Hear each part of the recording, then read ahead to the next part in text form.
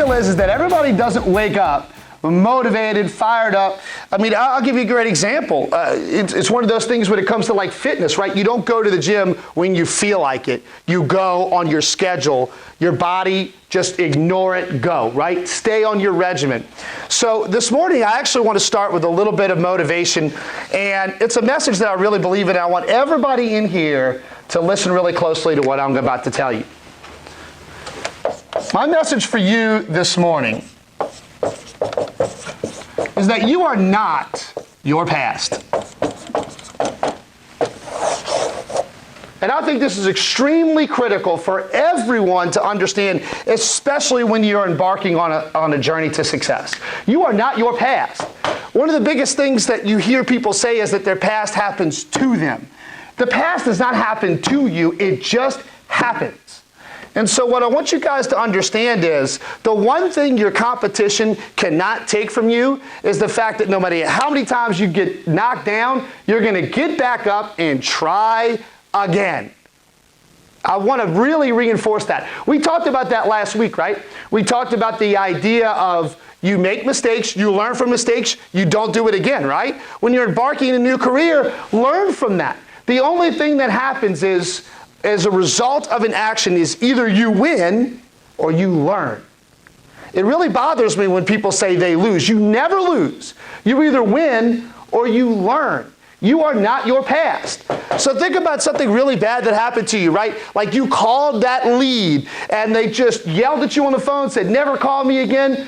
That's okay. Learn from that, right? That's not a problem that's going to plague you for the rest of your real estate career. What if you go into the listing appointment and it just blows up in your face, you mess it up, the seller says, get out, real estate's not over for you. You are not that experienced. You learn from it and you move on. You hear far too many people in this world that say and have and embrace this victim mentality. And it drives me nuts because a victim mentality is everything happens to you. Well, the problem that we all need to understand is the world does not revolve around you, regardless of what mama made you believe. The world just revolves. And so what you want to understand is if somebody ignores you, maybe it has nothing to do with you. It didn't happen to you.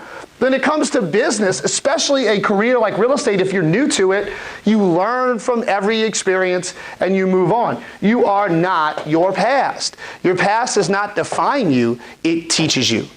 I want everybody to understand that, okay? Because remember, when we started, you had your reason for getting into real estate, right? You had your reason. Do not forget that. I really believe this. Because guys, you don't know necessarily, we haven't gotten to the point of all the things that maybe I've gone through in my life at this point, right? You don't know.